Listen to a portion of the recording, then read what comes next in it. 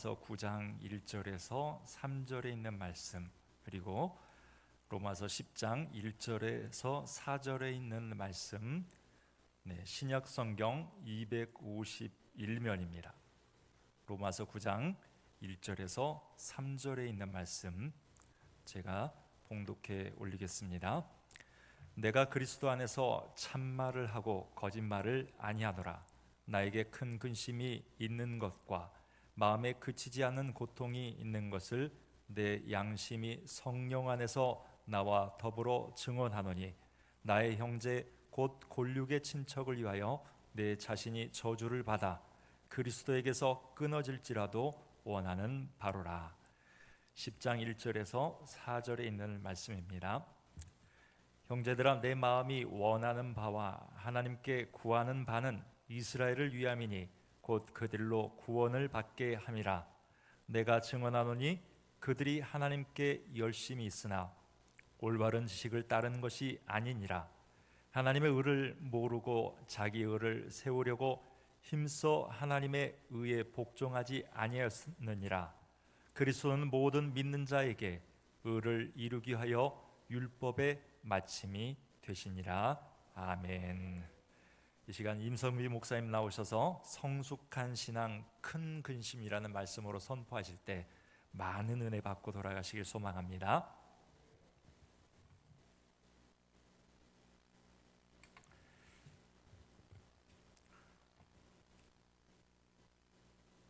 주 안에서 사랑하는 창동제일의 교우 여러분, 요즘 신앙인으로서 이 세상을 살아가는 것이 어떠하십니까?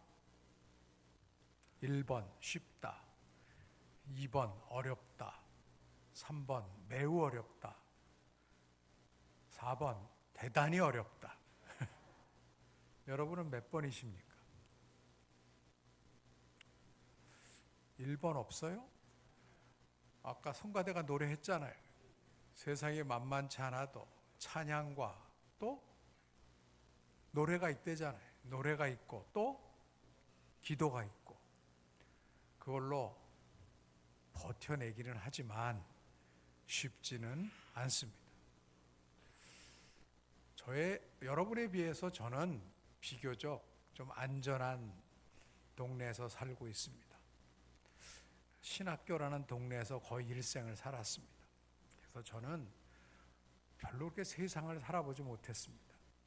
제가 만나는 사람들의 거의 98% 정도는 목사님들, 장로님들, 새벽에는 목사님들, 교인들, 그리고 낮에는 신학생들, 저녁에는 장로님들, 집사님들, 주로 이렇게 만나며 살아왔습니다.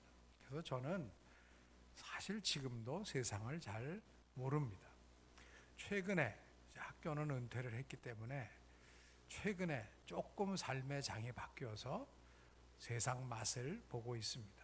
최근에 맛본 세상 하나는 이것입니다. 저희 부모님이 아직 감사하게 90 중반이신데 두 분이 다 생존하셨어요. 그러나 이제 연로해지셨기 때문에 주로 우리가 같이 가는 곳은 병원입니다.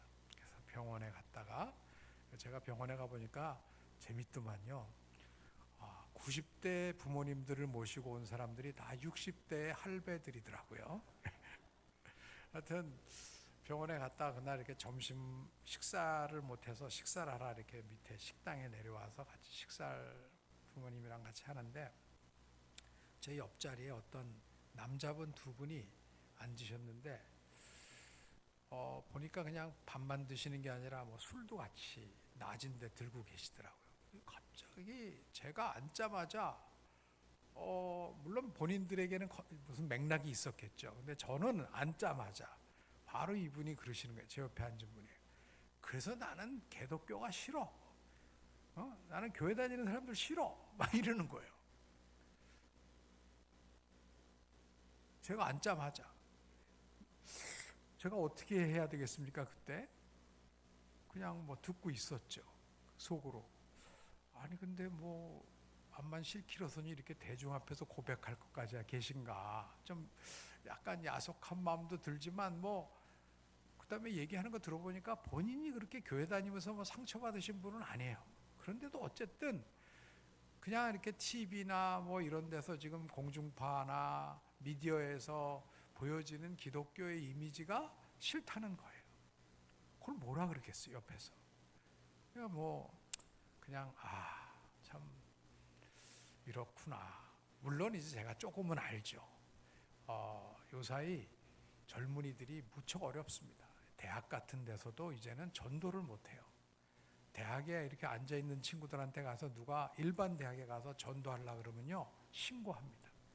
신고하면 캠퍼스 경찰들이 와서 데리고 나갑니다. 그러니까 뭐 어떤 우리가 얘기하는 소위 이단들이나 우리는 정통이라고 생각하는 우리의 행동이나 세상이 볼 때는 지금 같은 잣대로 판단을 하고 그런 취급을 당하고 있습니다. 그 정도는 이제 또 이렇게 일어나는 일이라고 생각했는데 최근에 며칠 전에 제가 아주 결정타를 받았습니다. 새벽에 아침에 이제 새벽기도 끝나고 아침에 공부 모임이 있어서 이제 이렇게 어떤 서울 시내에 있는 유명한 대학의 그 분야의 전공 교수님을 모시고 저희가 세미나를 좀 듣고 강의를 듣고 이야기를 이렇게 하는데 그분이 보니까 배경은 기독교 배경이시더라고요. 뭐 신앙적인 배경이 깊으신 것 같아서 이렇게 얘기를 하다가 나중에 제가 이렇게 여쭤봤죠. 어떻게 교회는 요새는 교회는 어디를 다니십니까? 그랬더니 탁 정색을 하고 저 요새 교회는 안 다닙니다. 그러더니 어떤 특정한 사람 이름을 대면서 내가 그 사람 보기 싫어서 교회 안 갑니다. 그러시는 거예요. 논리적으로는 제가 생각할 때는 논리적으로는 맞지가 않죠. 그 사람이 뭐 어떤 특정한 사람이 계신데 저도 그 사람 별로 안 좋아하지만 그거랑 교회 다니는 거랑 본인이 신앙생활을 그만둔 거랑이 그렇게 관계가 있나? 그분이 한국교회를 대표하는 것도 아니고 교회가 다 그런 것도 아닌데 라는 마음이 제 안에는 있지만 그러나 그거 갖고 싸우겠어요? 그거 갖고 논쟁하겠어요? 그냥 마음이 아플 뿐이죠. 그런데 그분은 그래도 교수고 나름대로 인생을 이제 본인이 책임져야 되는 뭐 나이니까 그냥 속으로 기도하면서 좀 돌아오시도록 좀 이렇게 했으면 좋겠다는 마음을 먹었는데 문제는 뭐냐면 우리 딸과 아들들이에요. 우리 손자와 손녀들이에요. 지금 그 친구들은 교회 다닌다는 이야기를 지금 아까 우리 고등부 그 중고등부 수련회 한 거 왜 저렇게 길게 틀었겠어요? 어떤 분들한테는 길게 느껴지고 어떤 분들한테는 짧게 느껴졌죠? 저는 2번 봤기 때문에 조금 길게 느껴진 거예요. 짧게 느껴져야 되는 거예요. 왜? 이 귀중한 예배 시간에 저 친구들의 그 모임이 얼마나 귀한 모임이니까 우리 미래가 저들에게 달려 있으니까 우리가 이 교회에 함께 기도하고 함께 격려하고 이런 마음으로 지금 함께 하는 거잖아요. 결국 우리 세대는 어떻게 되든지 간에 뭐 그건 본인이 알아서들 하는 건데 안타깝지만 문제는 뭐냐? 우리의 책임은 다음 세대에게 있는 거예요. 과연 이들에게 어떠한 세상을 물려줄 것인가? 그렇게 생각하면 주님 앞에 우리 아버지 앞에 여러분 특별히 저희 세대 여기서 저희 세대라 하면 라떼를 얘기하는 겁니다. 기성세대. 기성세대들은 우리 아버지 앞에 좀 죄송스러운 것 같아요. 사실 따져보면 저희는 대한민국의 기성세대는 지난 30-40년 동안 진짜 정치적으로, 경제적으로, 사회문화적으로, 영적으로 엄청난 축복을 받았어요. 저희가 이 라떼 세대는 10대, 20대의 대한민국 국민이었던 게 그때는 철없을 땐 막 우리나라가 최고인 줄 알았다가 조금 철이 드니까 우리나라가 진짜 가난했어요. 그리고 별로 자랑할 게 없었어요. 한때는 저는 대한민국에 태어난 게 그렇게 행복하지 않았어요. 신앙을 신앙이 물론 저는 모태교인이지만 모태교인으로 교회를 다녔지만 저는 대한민국에 태어나서 살아가는 게 대학교 초년까지는 그렇게 행복하지 않았어요. 감사도 별로 없었어요. 하나님, 하필이면 제가 왜 이런 나라에 태어났습니까? 보니까 미국이라는 나라는 굉장히 좀 살기 괜찮은 것 같은데, 불란서라는 나라도 괜찮은 것 같은데, 독일이라는 나라도 괜찮은 것 같은데, 물론 그때도 하나님이 저를 왜 일본에 태어나게 안 하셨나요? 이런 생각은 안 했지만 그냥 어쨌든 대한민국에 태어난 게 그렇게 자랑스럽지 않고 행복하지 않았던 때가 있었어요. 물론 나중에 이제 은혜를 받으니까 좀 달라지더만요. 은혜를 받으니까 달라진 건 뭐냐? 할 일 많은 이 나라에 태어나게 해주신 주님의 은혜가 감사하구나. 즉 이제부터 내가 공부를 조금 더 하고, 이제부터 내가 공부를 조금 더 잘하고, 좀 더 열심히 해서 좋은 전도자가 되고 좋은 목사가 되면 내가 좀 더 우리 교회를 잘 섬길 것이고, 내가 우리 교회를 잘 섬기면 우리 교회가 우리 동네를 잘 섬길 것이고, 우리 동네가 좋아지면 우리 나라가 좋아질 것이고, 그런 꿈이 우리에게 하나님이 비전을 주시니까 그때 우리도 한번 잘 살아보세 하면서 노력해서 이룬 것이 오늘의 대한민국 아니겠습니까? 그러니까 예전에 비하면 지금도 완벽한 건 아니지만 적어도 우리 라떼 세대들이 생각할 때 경험 살아보니까 지금 뭐 우리가 다 부자가 아니고 우리가 뭐 다 이루고 싶은 거 다 이룬 사람들은 아니지만, 그러나 전체적으로 봤을 때 잘 살게 되지 않았어요? 에? 여러분, 이제는 대한민국 여권을 가지고, 저희 때는 대학교 때 초반만 해도 여권이란 게 없었어요. 밖에 나가지가 못했잖아요. 1988년, 1980년대 초반까지는. 그런데 이제는 뭐 웬만한 사람들이 여권 만들어서 다 여행 가고, 여행만 가요? 전 세계 세계 선교. 보니까 창동제일도 전 세계 선교를 열심히 하시더만요. 옛날 같으면 꿈도 못 꾸던 거예요. 남의 나라에 도움을 받던 나라. 저는 장충동을 지나갈 때마다 그 생각을 해요. 여러분, 장충동 앞에 가면 뭐가 있어요? 장충체육관. 지금도 뭐 거기서 많이 하더만요. 옛날엔 거기서 다 했어요. 박신자 씨 농구, 김기수 씨 권투, 뭐 심지어 대통령 선거도 거기서 했었어요. 근데 그거 누가 지어준 거예요? 어느 나라 돈을 많이 돈 받았어요? 필리핀 돈이 그때 원조를 받은 걸로 많이 줬대잖아요. 돈 받았대잖아요. 그 정도로 우리는 남의 도움을 받았던 나라인데, 이제는 우리가 필리핀을 좀 도울 수 있으면 돕겠다는 의지도 있고 또 도울 수도 있는 그런 형편이 되었잖아요. 남을 도울 수 있는 나라가 됐다는 것은 엄청난 거 아닙니까, 여러분? 그러니까 이런 나라가 3, 40년 만에 20세기 중반부터 21세기 초반까지 이렇게 짧은 시간 안에 갑자기 이 정도로 살게 된 나라 전 세계에 별로 없습니다. 전 세계 아직도 우리보다 잘 사는 나라 있는데요. 그 나라들은요 옛날부터 잘 살았어요. 옛날부터 수백 년 전부터 잘 살았다니까요. 그리고 그 나라들은 대부분 우리보다 그동안에 열심히 일을 안 했어요. 지금도 우리가 가보면 그 사람들 다 휴가 가고 별로 일을 안 해요. 그래도 잘 살아요. 왜 잘 살아요? 물론 옛날에 쌓아놓은 게 있는데 그 쌓아놓은 게 어디서 온 거예요? 많은 나라들이 남의 나라에서 가져온 거예요. 유럽은 아프리카에서 가져오고 남미에서 가져간 거예요. 그렇기 때문에 그분들은 선교하기가 힘든 거예요. 남아프리카 분들이 투투주교 같은 분들은 그러잖아요. 백인 선교사들이 와서 우리에게 기도를 가르쳐줘서 기도 눈 감고 하는 거라서 눈 감고 기도하고 났더니 우리 집 앞에 있는 백금과 다이아몬드를 다 파갔더라. 이게 식민지 경험을 가진 사람들의 아픔이에요. 그래서 그분들한테는 선교사 이미지가 우리가 생각하는 선교사랑 달라요. 굉장히 안 좋은 이미지를 갖고 있는 나라들이 많은 거예요.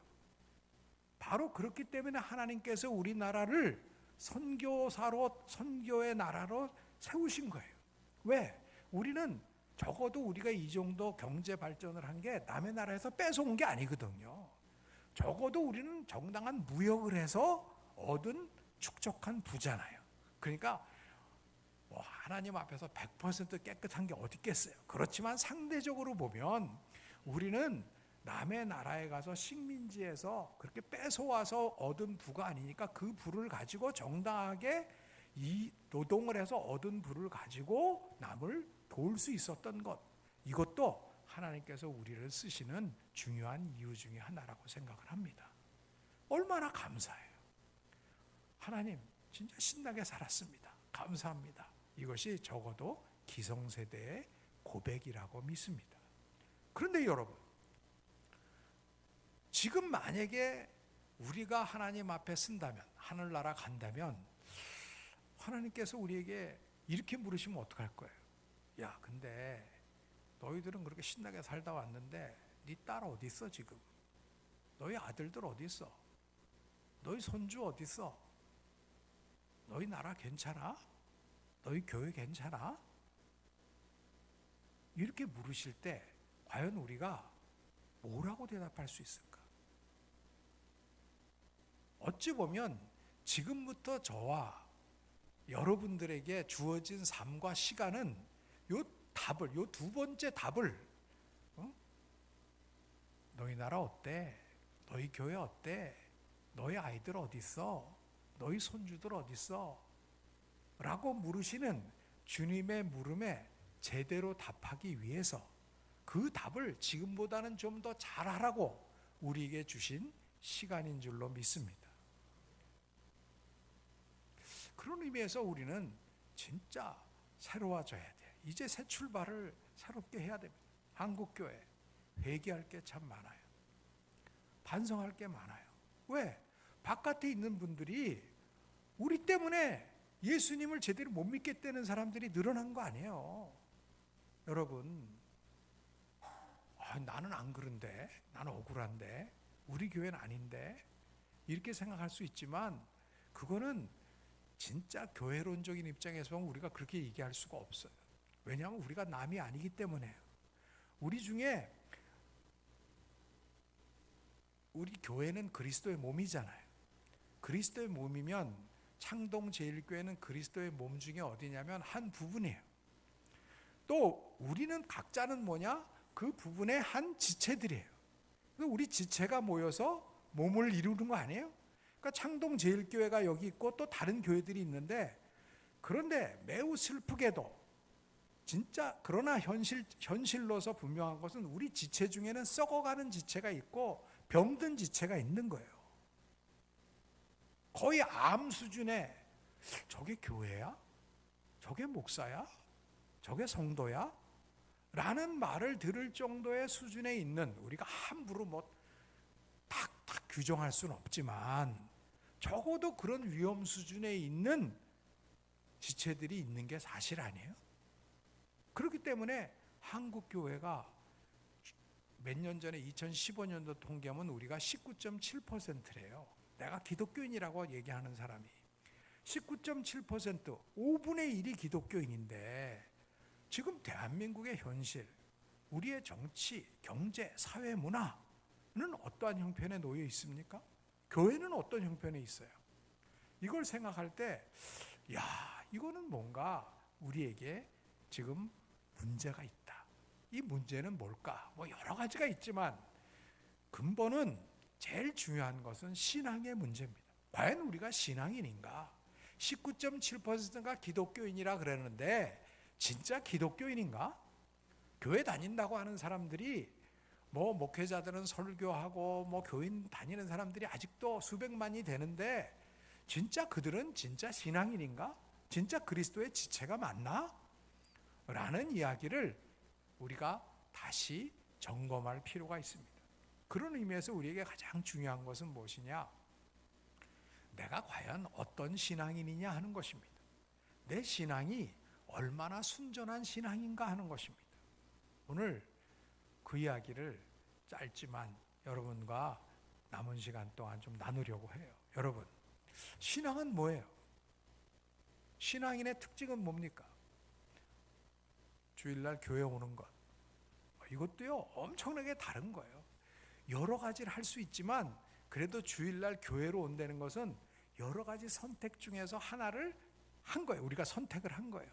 이것은 뭐냐? 나의 가치의 어떤 우선순위에 그래도 교회가 있다는 거예요. 예배가 있다는 거예요. 그러면 그것은 뭐냐? 내가 하나님을 믿는다, 하나님을 좀 제대로 믿고 싶다는 마음이 우리에게는 다 있어요. 마음은 있는데 마음은 원이로 돼. 과연 우리가 좀 더 제대로 된 신앙인, 성숙한 신앙인이 되면, 즉 우리가 신앙인다운 신앙인이 돼야 교회는 교회다운 교회가 되는 거예요.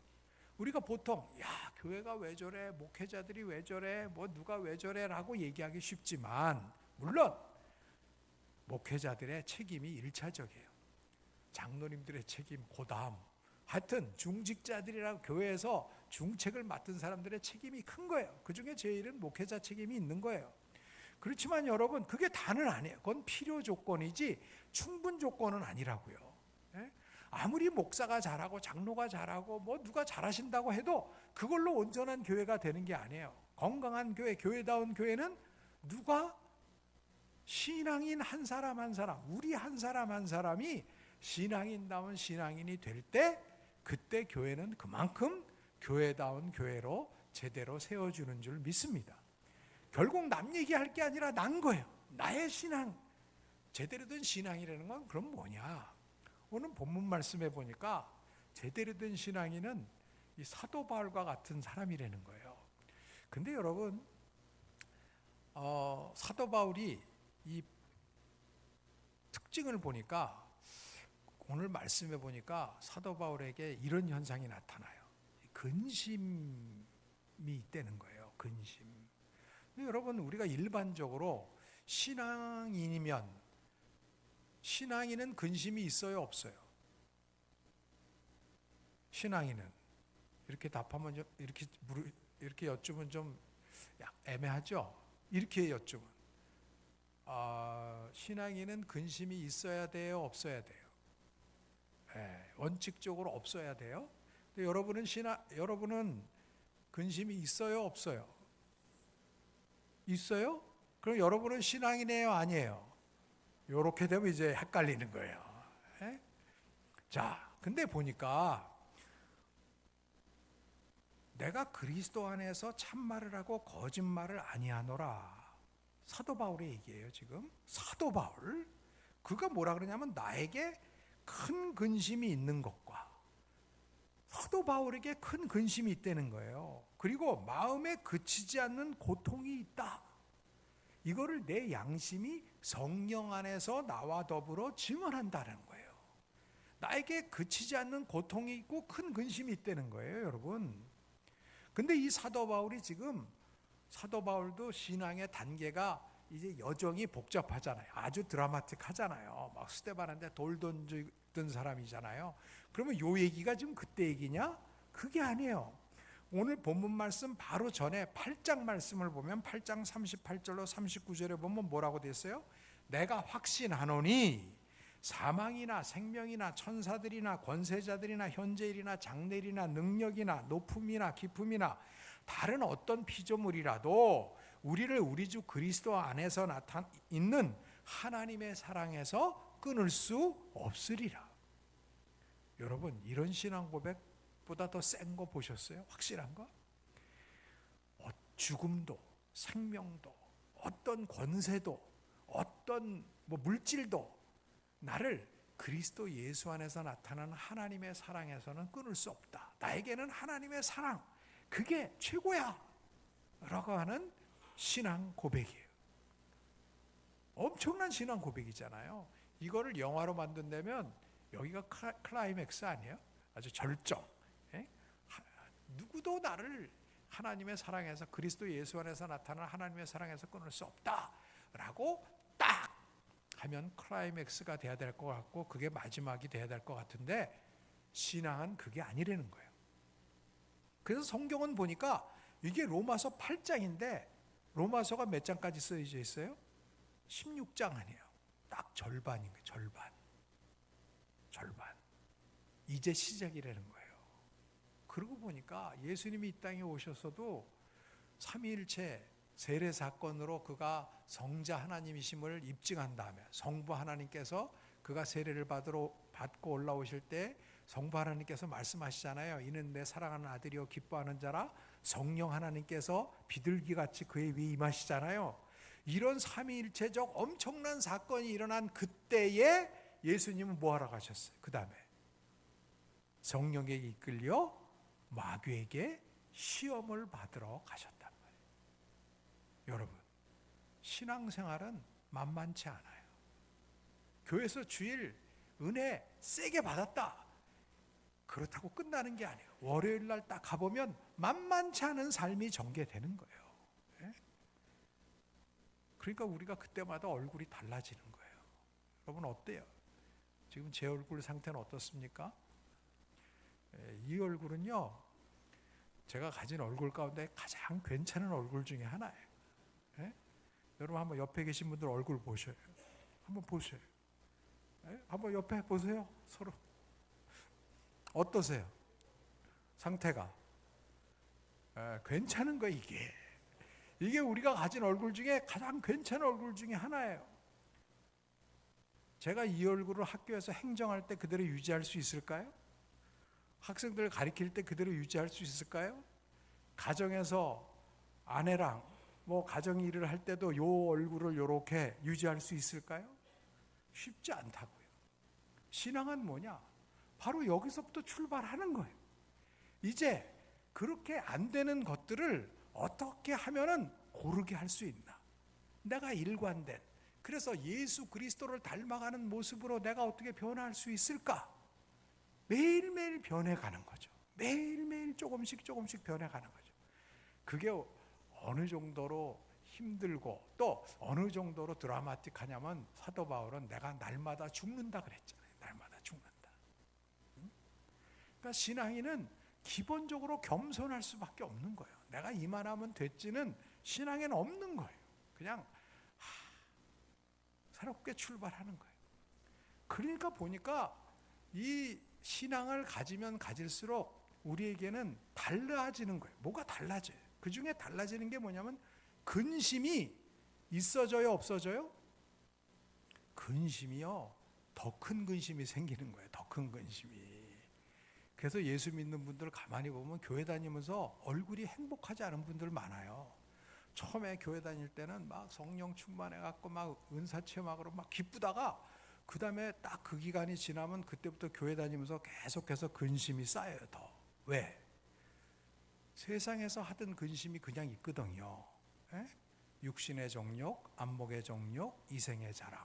내가 이 세상에서 좀 즐기고 살아야 되겠고 좀 폼나게 살아야 되겠는데 이거 하려면 쉬워요, 어려워요? 이것도 쉽지 않아요. 그런데 교회 오니까 또 이런 근심은 어떡하래요? 버리래요. 이런 근심에서 벗어나야 된대요. 진리를 알지니 진리가 너희를 자유케 한대요. 근데 자유하진 않을 것 같아.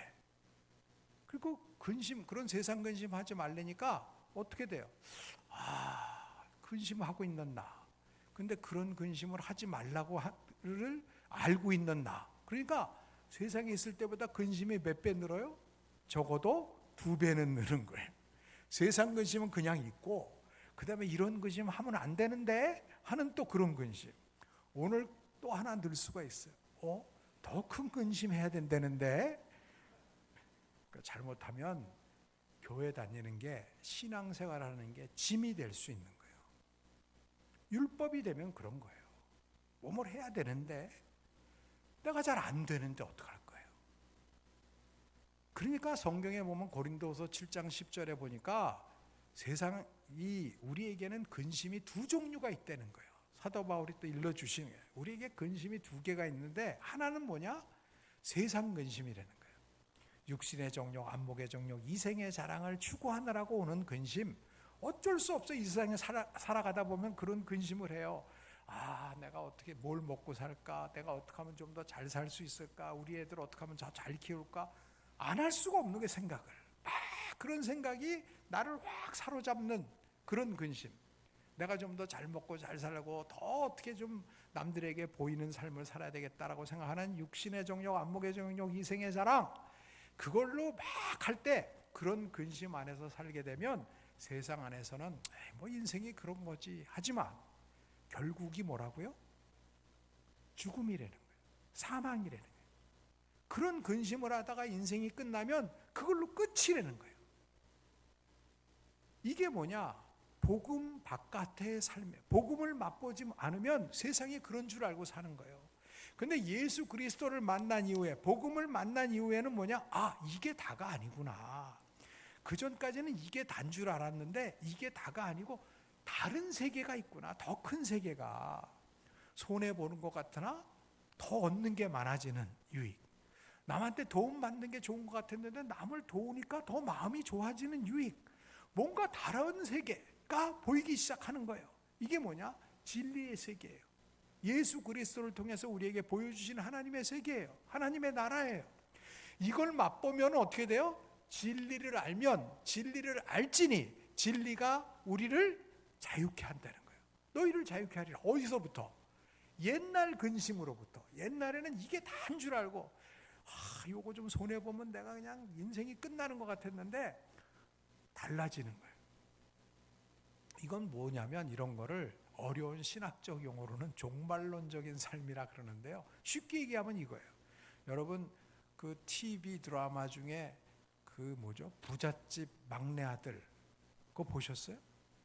그런 거. 그게 뭐냐면요. 이런 거예요. 부잣집 막내, 이 사람이 재벌집의 아들인데 미리 앞에 무슨 일이 일어난지를 경험하고 왔어요. 미래에 가서 미래를 어떤 주식이 박살이 나고 어떤 주식이 잘 되는가 보고 왔어요. 보고 왔기 때문에 지금 거기 갔다가 미래에 갔다가 현재 오니까 어때요? 다르죠. 요 현재가 다인 줄 알고 사는 사람과 저기를 가서 맛을 보고 온 사람은 다른 거예요. 이 사람들은 눈에 보이는 게 다인 줄 알고 거기다가 모든 걸 걸어요. 근데 이 사람은 거기 눈에 보이는 거는 아무것도 아니라고 생각하면서 오히려 이 사람들이 볼 땐 바보 같은 짓을 하는 거예요. 저러면 안 되는데 결국은 누가 이기는 거예요? 여기를 보고 온 사람이 이기는 거예요. 믿음이 뭐라고요? 믿음이 뭐래요? 그래서 보지 못하는 것의 실상이라. 믿음은 뭐냐? 세상 믿음 없는 사람들은 세상에 보여지는 것만을 보는 거예요. 그게 단 줄 알아요. 믿음은 뭐냐? 보지 못하는 것을 보고 온 거예요. 보는 거예요. 그러니까 보지 못하는 것을 본 사람들은 이 세상을 살아갈 때 모습이 달라지는 거죠. 좀 여유가 있죠. 좀 손해봐? 에이, 우리 아버지가 뭐 다 알고 계신데, 응? 아버지가 더 해준. 애들 둘이 막 싸워요. 막 사탕 하나 갖고서는 막 사탕 다 먹겠다고 막 이러는데 큰애가 야, 너 먹어. 탁 이렇게 양보하는 걸 보면 아버지나 할아버지 입장에서 그걸 보면서 어떤 생각 들어요? 흐뭇하지.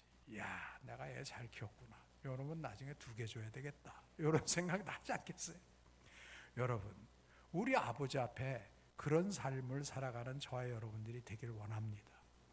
세상의 작은 근심이 아니라 큰 근심. 여기서 얘기하는 큰 근심 뭐냐? 눈에 보이는 것 갖고 하는 게 아니라 사도 바울에게는 당장 눈에 보이는 육신의 욕망이 아니라 보니까 내가 이런 세계를 맛봤는데 우리 아버지 어머니는 구원을 못 받으셨어. 이 복음을 몰라. 하나님 나라를 몰라. 우리 아들 딸이 몰라. 우리 자매 형제가 몰라. 우리 민족이 몰라. 주님, 이들에게 이 복음을 알게 해주세요. 하나님 나라를 맛보게 해주세요. 진리를 알게 해주세요. 이 절절한 소원, 이게 바로 사도 바울의 큰 근심이었습니다. 우리가 며칠 전에 8.15 80주년 지났습니다. 우리가 어떤 나라를 우리 아이들에게, 우리 이웃들에게 남기고 갈 것인가? 이제는 우리가 너무 좁은 근심, 거기에 내 것만을, 육신의 정욕, 안목의 정욕, 이생의 자랑, 눈에 보이는 것만을 추구하다가 지금 이 나라를 물질 중심의 나라를 만들어 놓은 거예요. 쾌락 중심의 나라로 만들어 놓은 거예요. 이제 신앙인들이 깨어야 될 때입니다.